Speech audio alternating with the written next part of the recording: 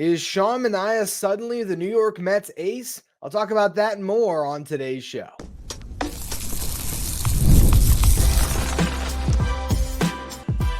You are Locked On Mets, your daily New York Mets podcast. Part of the Locked On Podcast Network, your team every day. Hello to all you amazing Mets fans. You're watching Locked On Mets, part of the Locked On Podcast Network, your team every day. I'm your host, Ryan Finkelstein. If you want to find any of my work, follow me on X at Finkelstein Ryan. You can also find some of my writing at JustBaseball.com, where I work as the managing editor. Today's episode is brought to you by FanDuel. Make every moment more. This summer, FanDuel is hooking up all customers with a boost or a bonus daily. That's right. There's something for everyone every day all summer long. Visit FanDuel.com to get started. On yesterday's show, I said that the New York Mets needed Sean Manaea to be the stopper for them on Monday to end what had been a little bit of a skid as they lost the final two games of their series against the Angels. Well, Manaea was even better than that. I mean, when I said go out and be a stopper, I meant, all right, deliver a strong quality start. I wasn't expecting 7 innings pitched, 10 strikeouts, no earned runs, no walks issued. After this start, Sean Manaea joined a couple exclusive lists of Mets history. Sean Manaea joined Tom Seaver and Dwight Gooden. You just have to say that first part of the sentence twice, because it's anytime you say those words together, it's pretty special. Sean Manaea joined only Tom Seaver and Dwight Gooden for pitchers in Mets history who have gone 7+ innings and 10+ strikeouts with no runs allowed in consecutive starts.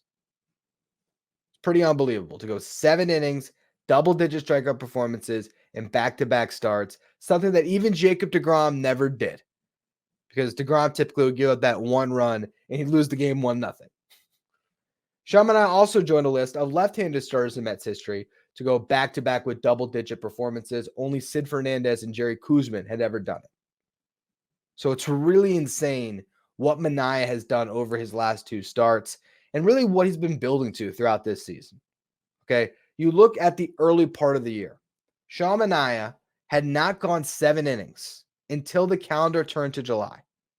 So the entire first 3 months of the season there, April, May, June, never gets through 7.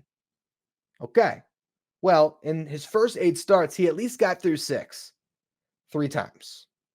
So first 8 starts, 3 of them where he goes 6 innings. There's a 7-start span after that where he didn't even make it through 6 innings in any of his starts. Then the calendar turns to July. Over his last 7 starts, he has pitched 7 innings 4 times. That shows you a newfound confidence, a command of the strike zone. He's really feeling it, and during that span, he has a 2.27 ERA. Among qualified starters in the National League this year, Sean Manaea is 8th in ERA at 3.30.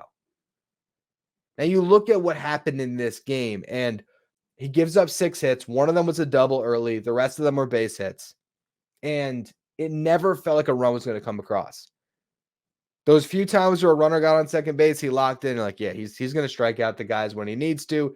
He is going to get out of these jams. And every single time he made the big pitches, and his swagger is undeniable right now. He's just feeling it. Over his last 2 starts, he has really tightened up his arsenal. This is a guy that could throw as many as 6 pitches at times. But his last 2 outings where he's been this lights out, it's been sinker, fastball, sweeper. That's it. Predominantly throwing his sinker to get ahead in counts. Then it's the fastball up in the zone to blow guys away. Of his 10 strikeouts today, I think it was 6. Yes, 6 were fastballs up in the zone. Actually, 5 were up in the zone. 1 was a fastball right down the middle to Paul Goldschmidt that he just looked at. But there was a lot of swinging strikeouts up in the zone with that fastball, which makes sense because you have a guy that's 6'5" with a 7'3" extension. Okay, and the way he throws with that arm slot, getting plenty of ride on that fastball up in the zone, it's a really tough pitch to hit, especially when he gets it up to 95, 96 miles per hour. Good luck. Good luck. And so that's what we're seeing, a lot of that, the fastball up in the zone or the sweepers that are buried and guys are swinging through. You got 3 strikeouts on those, 1 on a backdoor sweeper. And that's sort of the pitch mix. It's sinker to get ahead in counts. He could throw that sweeper backdoor where he just can steal a strike, or he can bury it, get swings and miss. And then it's the fastball up in the zone. And it's a really effective arsenal when he's on attack mode the way we have seen. So all of a sudden, Sean Manaea looks like the ace of the New York Mets. And it's a pretty special run he's been on. 21 strikeouts, 14 scoreless innings his last 2 starts. Don't expect that to hold up throughout the rest of the season. Don't say, hey, we'll pencil Manaea in for 7 innings, 10 punch outs, and no earned runs. But can this guy continue to eat up innings for the Mets and be their best pitcher down the stretch? I wouldn't be surprised the way he's throwing the baseball, because all year, Luis Severino has sort of been the guy that we've described as the Mets ace, or at least who I've described as the Mets ace. And he's had a lot of really strong starts, and he has been the workhorse on this staff. But Severino has never had the swing and miss stuff that Manaea has this year. Severino's been getting it done by keeping the ball on the ground, doing a really good job, keeping that pitch count down, and it's worked for him. But Sean Manaea is the type of guy now that I can actually picture in a playoff game, carving up a lineup, racking up a bunch of strikeouts. So it's been a really impressive run for him, and he's the reason the Mets win this game. Now, granted, the lineup did have a much better day. They scored 1 in the second inning on a wild pitch, had a big 5th inning where they scored 4 runs. Jeff McNeil started off the rally with a base hit. Francisco Alvarez followed suit with a base hit of his own. Harrison Bader had a great game, had an RBI double. Then Francisco Lindor drew a walk to load the bases, and then Tyrone Taylor cleared him with a double of his own. And that's how the Mets got a 4-run rally to make it a 5-0 game. Top of the 6th inning, Jeff McNeil hit his 5th home run since the All-Star break, matching his entire total from the first half of the season. So he's been on a different planet, continues to be the hottest hitter in the Mets lineup. And Ryan Stanek pitched a good inning in the 8th. Edwin Diaz, who hadn't thrown in a while, pitches in a 6-0 game in the 9th, gets the job done to finish it. And the Mets are able to win this game and win the season series against the Cardinals, which is important because the Cardinals are right in this wild card race. If you look at the season series totals here, the Mets are up on the season series, or have won the season series against the Cardinals and the Pirates. They swept the Padres earlier this season. So if they just win 1 game in their 4-game set coming up later this month, they'll have the season series there. And then they split their 4-game series with the Diamondbacks earlier this year. So if they win that series against Arizona, they'd have the season series there. The Braves, they've played 10 games. They split those. They're 5-5. So that one series they have in September will decide the season series between those 2 teams. Again, these season series will be very important in a wild card race when you could see multiple teams finish with the same record by season's end. So really big game that the Mets were able to get a victory on today against the Cardinals to make sure that they had that season series. And also Harrison Bader in his return to St. Louis. First time I guess he's been back there since the trade in. What was that, 21? He goes, or was it 22? Regardless, he goes 2 for 4 and played some great defense in center field. With Bader playing as well as he has, Sean Manaea and Luis Severino, what I wanted to talk about on today's show, what we're going to get into in the next segment here, is which of those guys, as well as JD Martinez, would you most want back next season? The guys that signed 1-year deals. We'll go through it in just a minute. First, though, a word from our sponsors. Today's episode is brought to you by Supply House. Get supplies from the site that's made for skilled trades, supplyhouse.com.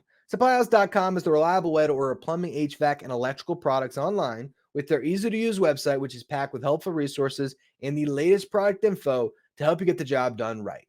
Get expert support and industry-leading service from the friendliest folks in the business and talk to a real person every time. Pros in the skilled trades can get a competitive edge by joining Supply House's free Trade Master program, where every Trade Master gets access to a dedicated phone line, free shipping, and discounts on every order. Join the thousands of trade pros already benefiting from their free membership at supplyhouse.com/T-M and order plumbing, HVAC, and electrical supplies from anywhere with just a few clicks at supplyhouse.com. If you're an everyday listener to the show, make sure you become a Locked On Mets insider. This is our texting service where you get updates from me anytime news breaks in the Mets. You can also ask me questions anytime, and you get the lineup graphic sent to your phone each day so you know who's in the starting lineup without ever having to go on social media. If you want to be a Locked On Mets insider, find the link in the episode description. Go to subtext.com/LockedOnMets. As I was watching the game today and seeing Harrison Bader do his thing and Sean Manaea putting together a fantastic pitching performance, I couldn't help but think about next year. Are these guys going to be back? And if you could only pick one of the 2024 additions, who would you most want back? David Stearns did a great job in free agency this past year. Now, you can talk about the bullpen additions, and between Jake Diekman, Adam Ottavino, Shintaro Fujinami, those didn't necessarily pan out the best. But if you look at the significant investments, the guys that are making 8 figures, when you're talking about Bader getting a $10 million deal, it might have been 10 and a half. Regardless, Sean Manaea, 2 years, 28 million, but the second year's a player option. We'll talk about that in a second. Severino, I think it was 1 year, 14 million. JD Martinez, it's like 9.5 with a bunch of deferred money. Those guys all came in on similar terms, right? 1 year, prove it deals for guys that didn't have the biggest market. Go play for a Mets team that hopes to be in the race and can compete. And if not, well, they'll send you off to a contender at the deadline. Well, the Mets are the contender. These guys are a big part of this team that's looking to make a playoff run. Which one of them would you most want back? And Sean Manaea, after this performance today, sort of shoots up all of our lists, right? That's the guy on the surface that you say, man, having him back wouldn't be the worst thing, especially if he just opted into that contract. But there's pretty much no chance of that happening. Manaea is making $14.5 million this year. Next year, he has a player option for $13.5 million. And he can just walk away, hit the free agent market, heading into his age 33 season. How much money would Sean Manaea make? Last year, Sonny Gray was heading into his age 34 season this year. He got 3 years, $75 million. Now, I don't know if $25 million a year on average is out there for Manaea on a 3-year deal, but could he get $75 million over 4 years? I think that's a possibility.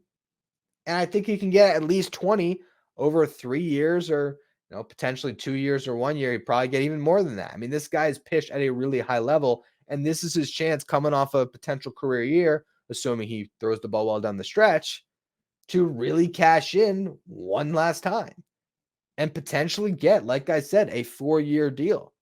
If I was his agent, I'd be looking at 4 years, 80 and see if he can get that number. So you can bring Manaea back, but it's not going to be cheap. At the same time, when I look at this free agent class, Sean Manaea and Luis Severino are very attractive free agents. You got the top of the market, Corbin Burnes. Now, some people have pointed out that there was the contentious arbitration hearing between Burnes and David Stearns that really irritated Corbin Burnes.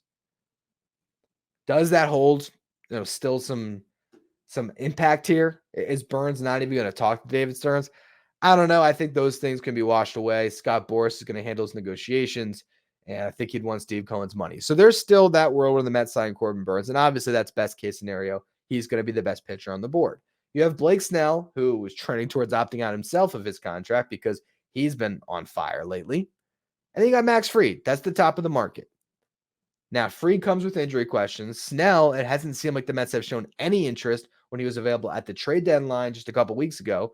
And even before that, when he was a free agent, Mets never really seemed to show interest. So I doubt they're going to go into there. So my guess would be Burnes would probably be the one top of the market ace that they would pursue. Now, in the middle of the market, you got Jack Flaherty, you got Luis Severino, you got Sean Manaea, all guys pitching great on sort of prove it 1-year deals. Manaea obviously had that 2nd-year potential, but all of them basically 1-year deals. The expectation was go out, perform well, hit the market again. Nathan Eovaldi, probably in a similar class. He can hit free agency, and I expect he will.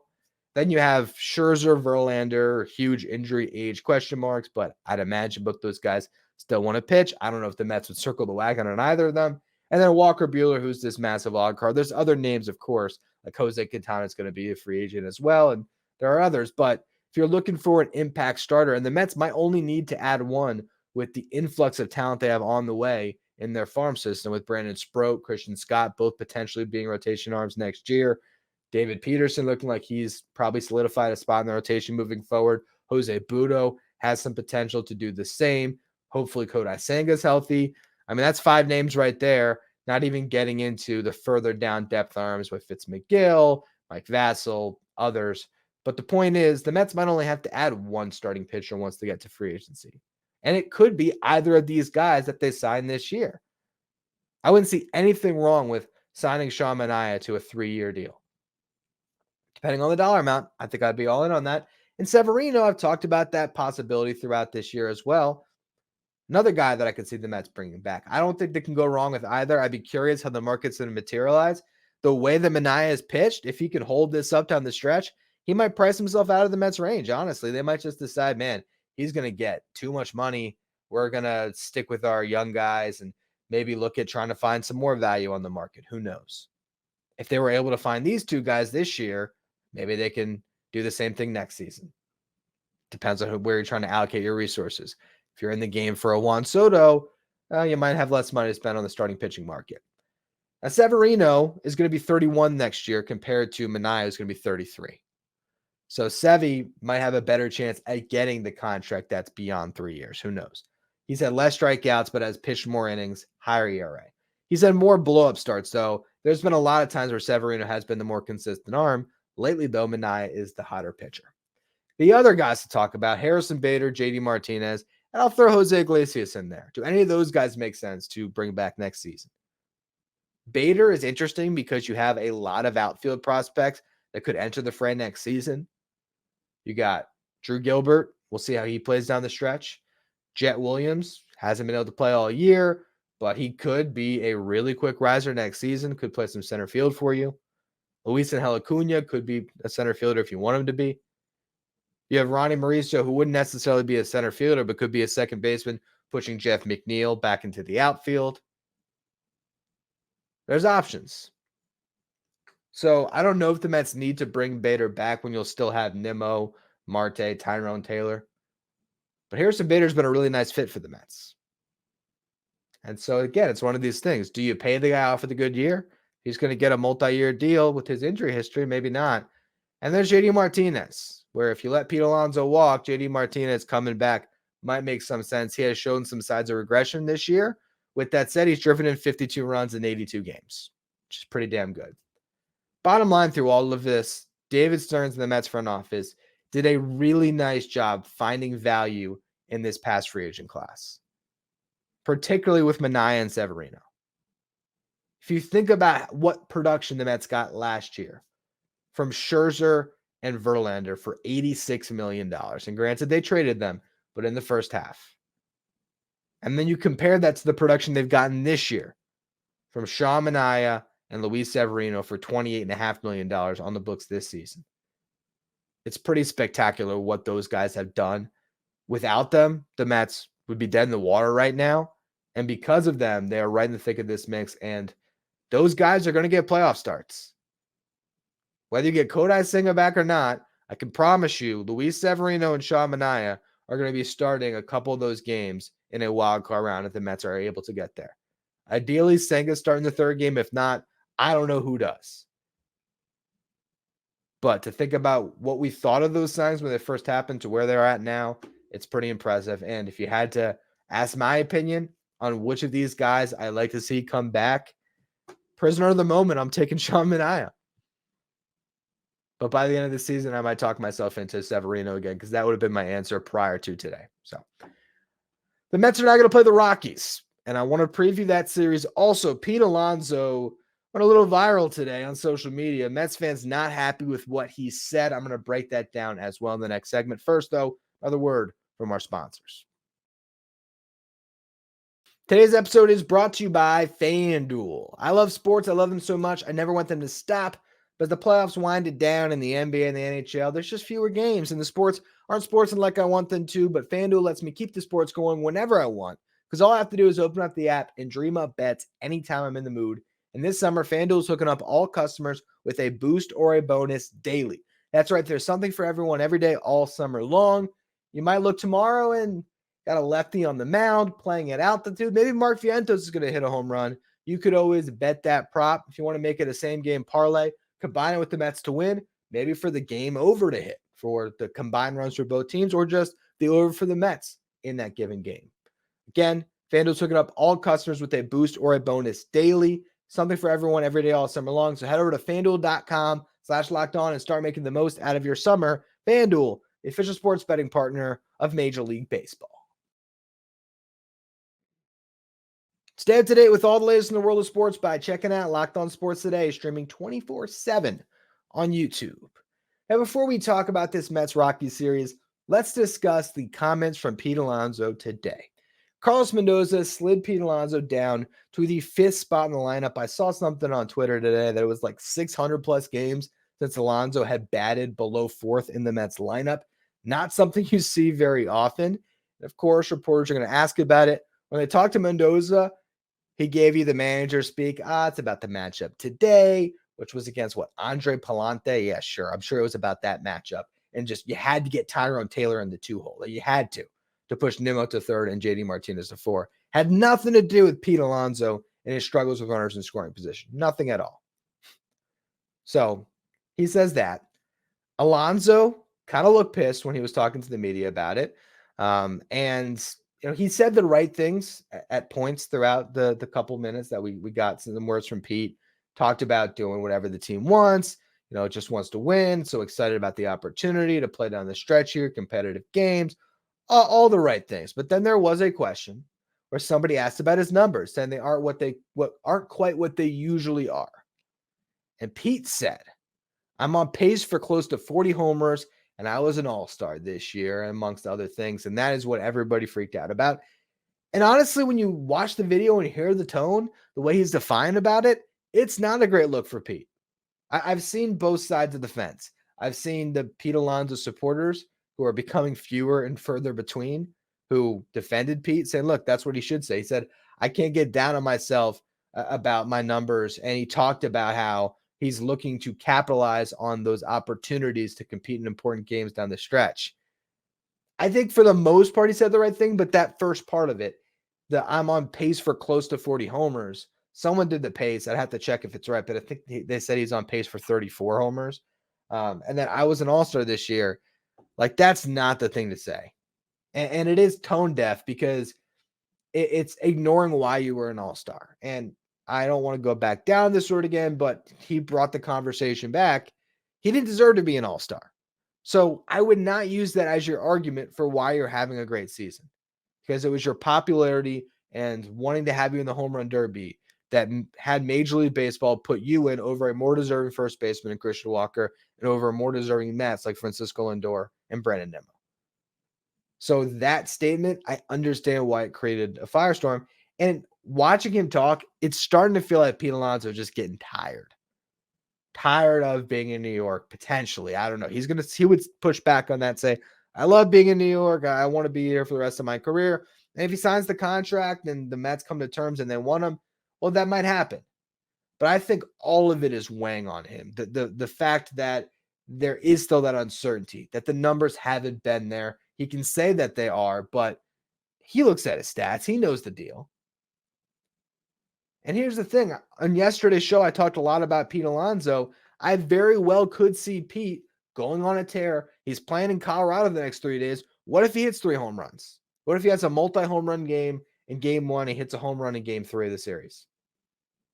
And then he homers 4 more times the rest of this month, or even better, 5 more times. And all of a sudden, he's got a 9 home run month, and then he hits 10 out in September. Like, he can get to 40. And I would not be surprised at all if he does.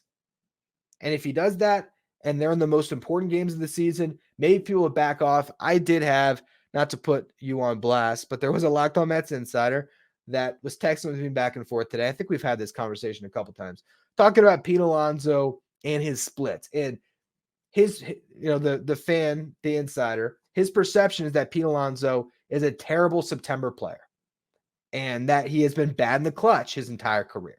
Not necessarily the case. If you look at 2022 and 2023, Pete Alonso had his best batting average when there were runners in scoring position and in high leverage situations. So it's not like he has never been a good run producer. The guy's been elite at that, and this has just been a really bad season with runners in scoring position. This year with runners in scoring position, he's hitting 198. So it hasn't been a good year by any stretch of the imagination for Pete Alonso. With that said, the notion that this guy can't do it when you've seen other career numbers, like I said, you go back to 2022, high leverage situations, Pete Alonso, he hits, let me pull it up real quick, 339, 419 on base, 627 slug, 177 WRC plus, stat that measures on a league average of 100, so he was 77% better than your league average hitter that year in what's deemed as high leverage situations.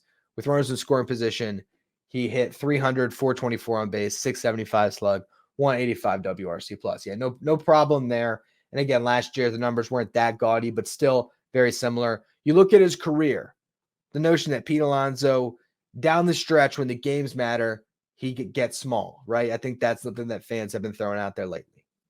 In his career, Pete Alonso's highest OPS by month, it is September and October at 895, June at 904. Those are his two best months throughout his career. His slug in September and October, highest at 564. Granted, some of those numbers inflated because the 2020 season was only August and September, but still, he has played just a little bit more games in September than he has in other months. August, because he's playing right now, the most games he's ever played in a month, 143. September, 138. But he's played 132 July games, 130 May games. So the numbers aren't that far off, and he has hit significantly more home runs in September than any other month, 45. The most he's hit in another month besides that is 36 in April. So this is a guy that in the past has actually closed season strongs, despite the narrative that's out there. So I am not going to rule Pete Alonso out to get hot down the stretch. And I don't love what he said today because, like I already mentioned, the tone wasn't great and it was kind of tone deaf. But prideful guy. I don't think fans should be completely out on this guy. I think we got to be somewhere in the middle. You can't be just blindly defending him, but you also shouldn't just be like, this guy's terrible, because he hasn't had terrible numbers this season. It's just not what you expected in a contract year. All right, quick series preview here. We'll be talking about the series, of course, for the next couple shows as well. We'll be previewing each day, but to look at the pitching matchups, you got Luis Severino versus Kyle Freeland, game one. Freeland has been unbelievable in Coors this year. You always look at those Coors splits. He's got an 8.23 ERA on the road, 1.88 at home. Pretty impressive. He's a left-handed pitcher, so we probably see Jose Iglesias at second base. Vientos back at third. I'd imagine maybe Jeff McNeil still gets a start in right field, or it's going to be the Taylor and Bader lineup in the outfield. But the way McNeil's been swinging it, I'd keep him in the lineup, put him in right, and have either Bader or Taylor play center. I don't really care which one. Both of them have those reverse splits issues against left-handed pitching.